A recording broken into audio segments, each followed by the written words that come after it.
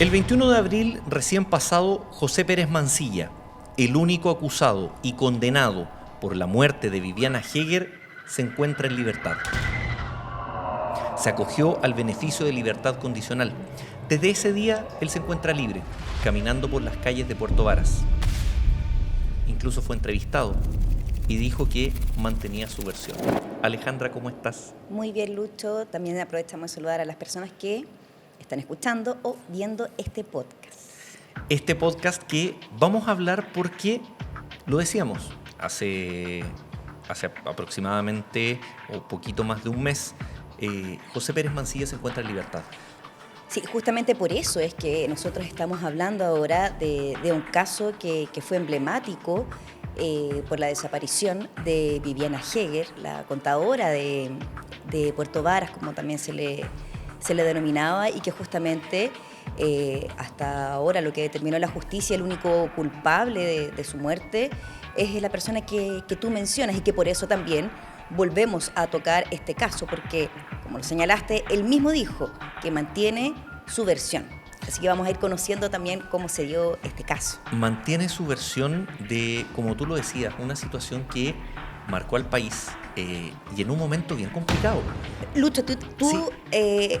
reporteaste el caso de Viviana Heger. Tú viajaste, estuviste allá, ¿cómo varias fue? veces. Me tocó ir varias veces. Lo que te decía la primera parte es bien particular porque tú te acuerdas que Viviana Heger desaparece cuando estaba todo el tema de los mineros. De los mineros que estaban atrapados en la mina San José. Los 33. Ahí se produce, más o menos en esa fecha, se produce la desaparición de Viviana Heger el año 2010. Entonces, parte como un caso de una desaparición que finalmente, al tiempo después, 42 días después, se sabe que ella estaba finalmente fallecida. Vamos tal vez como conociendo un poquitito los antecedentes, porque Viviana, una mujer casada con Jaime Anguita, ambos profesionales, el ingeniero, ella contadora, ella en ese momento no estaba ejerciendo su profesión, y ese día fue bien particular porque ella iba todos los días a dejar a sus hijas al colegio y también las iba a buscar. ¿Cómo te acuerdas tú de cómo se fue dando el día en que desaparece Viviana? Ellos tenían dinámicas súper marcadas. Viviana Heger se levantaba, ella habitualmente iba a buscar a sus hijas, las iba a dejar Jaime. Ah, eso. Porque él iba al trabajo y las pasaba a dejar. Él iba al trabajo. Aquí estamos hablando de Viviana, que era contadora, tú lo decías, Jaime, ingeniero, trabajaba en una constructora. Ellos vivían en el Parque Stoker, uno de los lugares más exclusivos de Puerto Varas. Era como una especie de parcelaciones, era como un condominio con parcelas. Claro, si lo muy llevamos grande. Quizás como para ejemplos, como un country. Es un lugar muy bonito que tiene salida hacia el lago Yanquihue.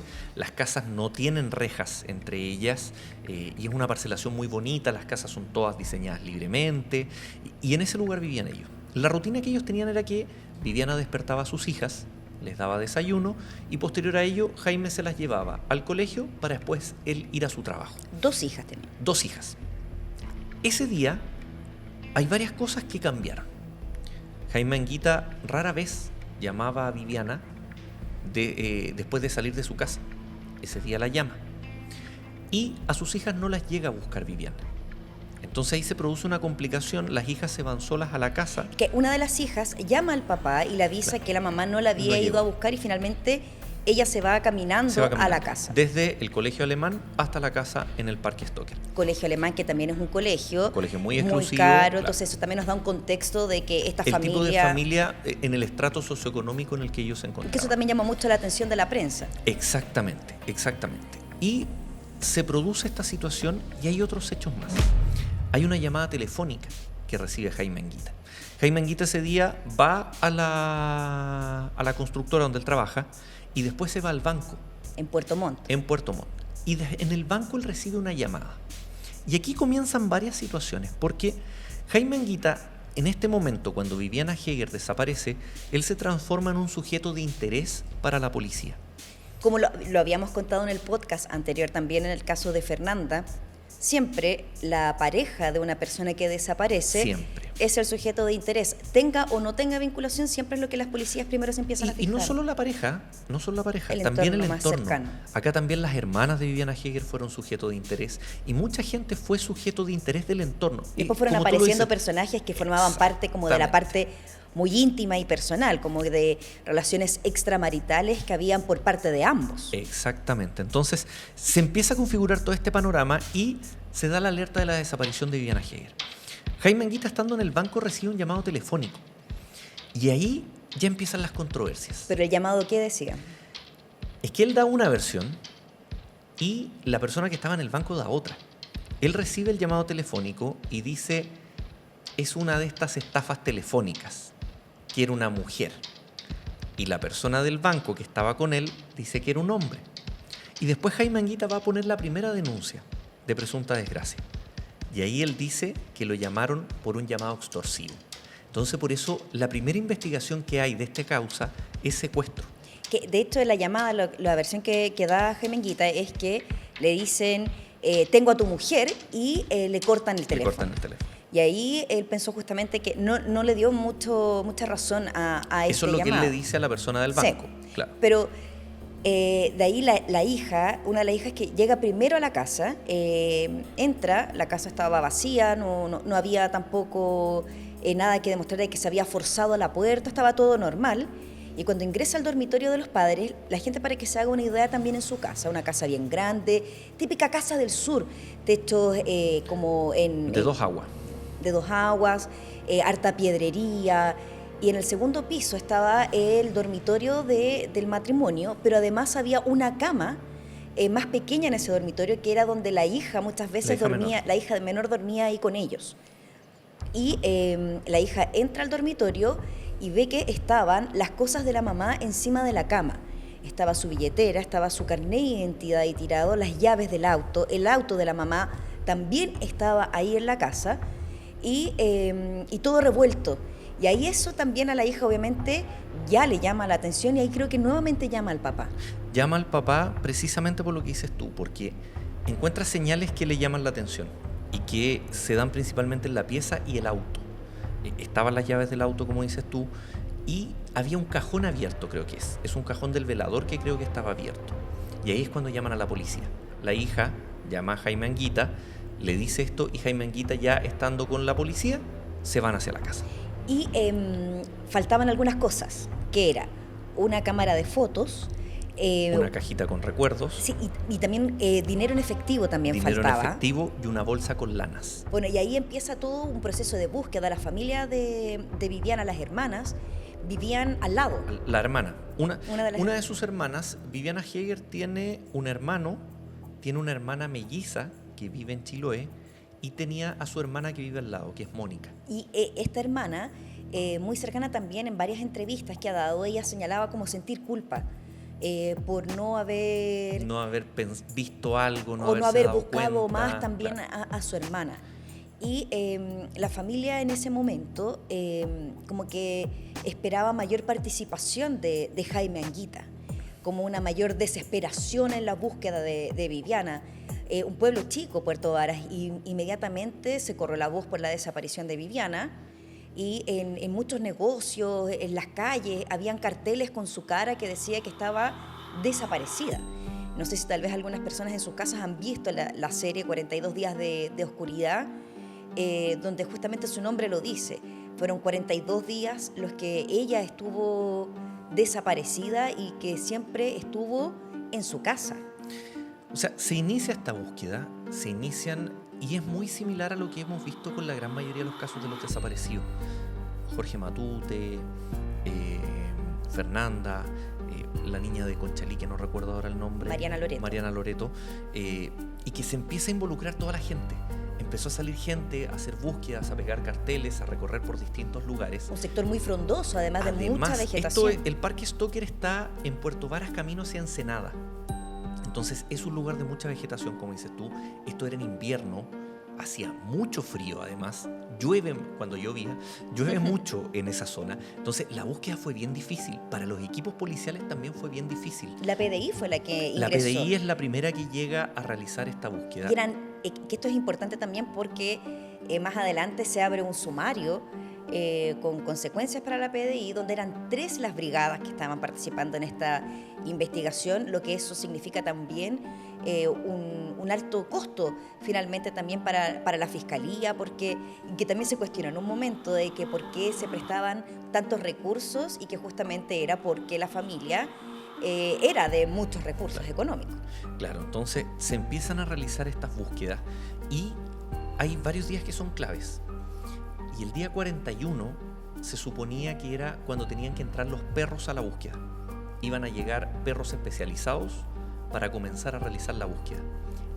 Y al día siguiente es cuando la policía recibe un llamado telefónico.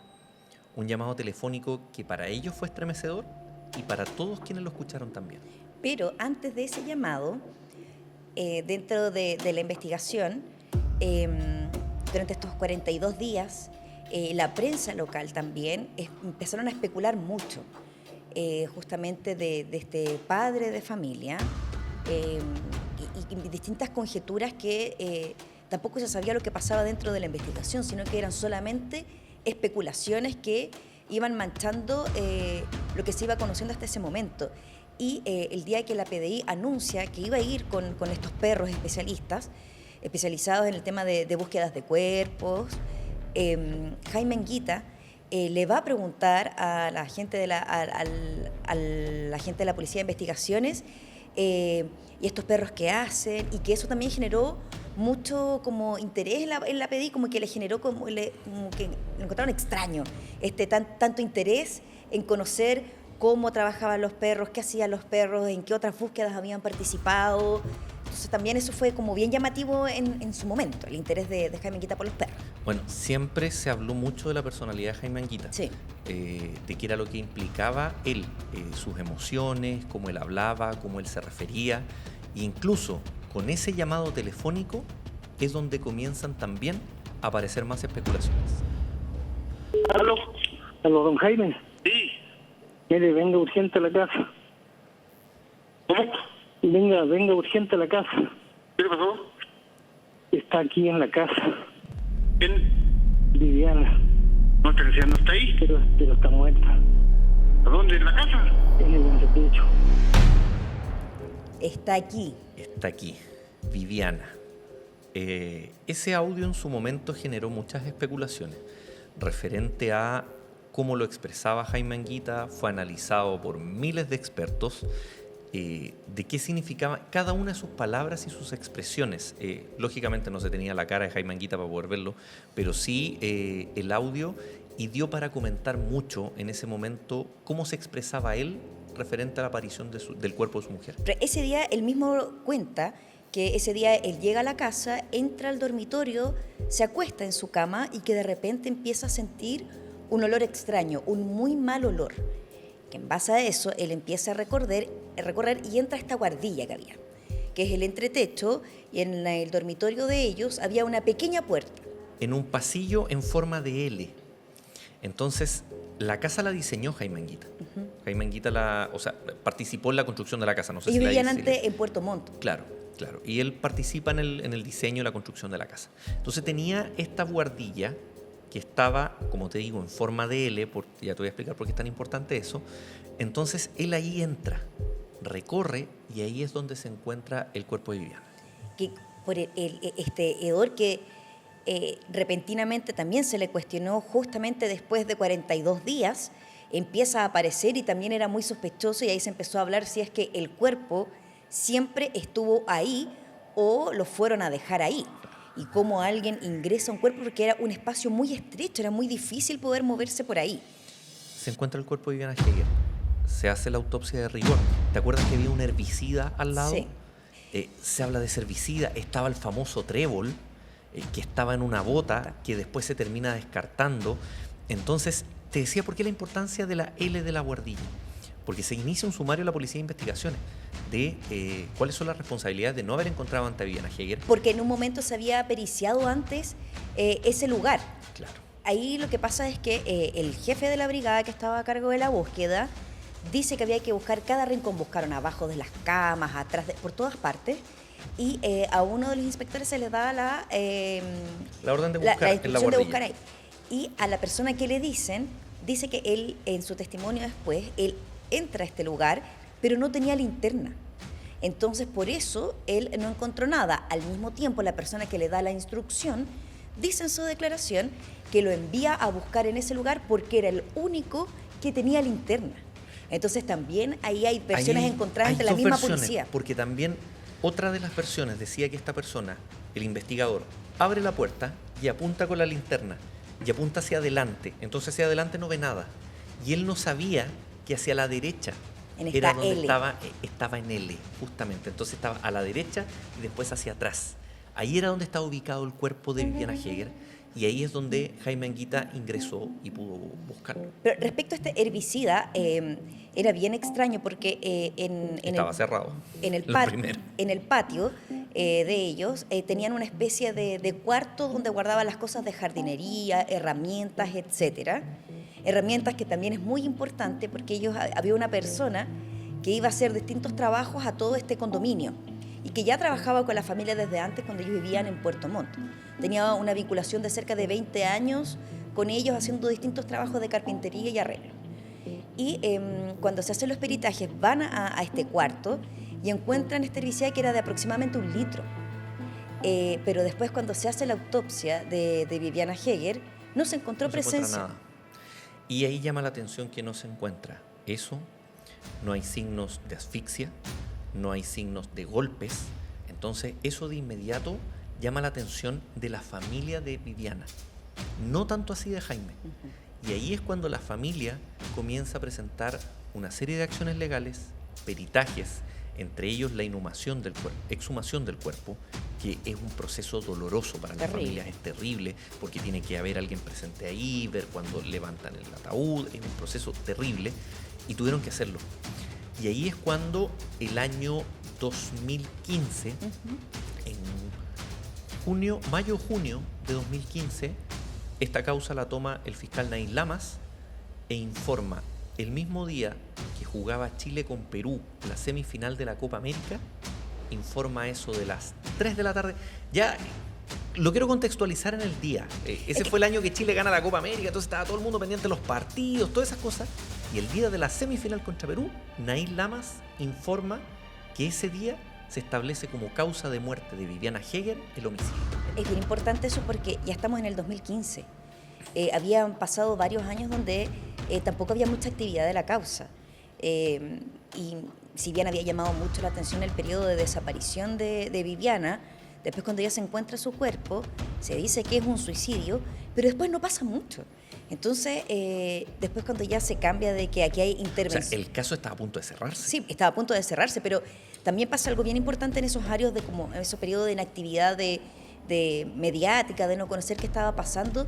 También hay una división importante de la familia, Sí. porque la familia de Viviana, sus hermanas, su madre, se divide con las hijas incluso de Viviana, que toman partido, por decirlo de alguna forma, por su padre que estaba siendo sindicado por los medios y también por parte de la investigación como sujeto de interés. Entonces ahí se divide y finalmente la hermana de Viviana, que es la que también toma un poco como la batuta de todo esto, se desmarcan completamente y se rompe ahí la familia. Mira, te agrego algo más de ese periodo. El año 2014, Cristian Acuña, que era periodista de nuestro programa en ese momento, que siguió el caso desde muy temprano, él hace un reportaje cuando esta causa estaba a punto de cerrarse. Y él hace un reportaje donde logra entrevistar a Jaime Anguita y le presenta una serie de antecedentes. Estaba el trébol, estaba el retrato hablado. ¿Te acuerdas del retrato hablado que era una persona calva, de pómulos más o menos salientes? Era muy parecido a José Pérez Mancilla, que es el retrato que se hace con la persona del centro de llamados. Con ese retrato, con el trébol, más otra serie de pruebas más, se logra reabrir el caso. El caso estaba muy próximo a ser cerrado. Entonces se logra reabrir y que la fiscalía vuelva a investigar. Y ahí después de eso, con la exhumación, con estos nuevos antecedentes, es cuando finalmente el año 2015 el fiscal Naín Lamas establece que la causa de muerte es homicidio. O sea, es homicidio, intervención de terceras personas y no suicidio. Después que Naín Lamas establece la causa como homicidio, esto ocurre junio aproximadamente, julio, agosto, septiembre, octubre, noviembre, diciembre, 6 meses después se detiene a Jaime Anguita. Se detiene un día 8 de diciembre, va la policía de investigaciones hasta su casa y se logra la detención de Jaime Anguita en el departamento que él estaba viviendo, porque ya dejó de vivir en el Parque Stoker, y se detiene a Jaime Anguita. Pero no solo a Jaime Anguita. Exactamente. Ahí también se detiene a la persona que mencionamos al inicio de este podcast, a José Pérez Mancilla, porque una mujer habría también entregado antecedentes de que él había sido el culpable del homicidio de Viviana Heger. Mujer que también después estuvo como su versión un poco en entredicho porque tenía antecedentes penales por venta de drogas, y también Pérez Mancilla tenía antecedentes previos por porte de armas y también tenía denuncias de violencia intrafamiliar. Pero mencionaste a Cristina Acuña, que estuvo cubriendo este caso, pero para anticiparle un poquitito a la gente de lo que se viene para el próximo capítulo, también tenemos un invitado que también conoció bien de cerca esta Conoció causa. la casa, adentro de la casa del Parque Stoker. Estuvo en la casa del Parque Stoker, estuvo también con Jaime Anguita, estuvo también con las hijas de Jaime Anguita. Entonces, de cierta forma también fue un testigo clave del reporteo de este caso. Y que además entrevista a Jaime Anguita cuando ni siquiera estaba imputado, Sí. cuando era sujeto de investigación, cuando era un sujeto de interés, mejor dicho, para la policía. Porque pasa todo este periodo que hablábamos, donde Jaime Anguita siempre estuvo ahí por los medios de comunicación como una persona interesante dentro de este caso. Incluso él da una declaración el día que Naín Lamas dice que aquí hay una intervención de terceros. Él da una extensa entrevista, muy larga. Me acuerdo que a mí me tocó compactarla completa, la vi completa la entrevista. Y él entrega varios extractos que después son utilizados en el juicio. Y son extractos donde él habla, por ejemplo, que él estaba muy feliz, que él estaba en el mejor momento de su vida. O sea, ¿qué le pasa? Empezaban esos cuestionamientos.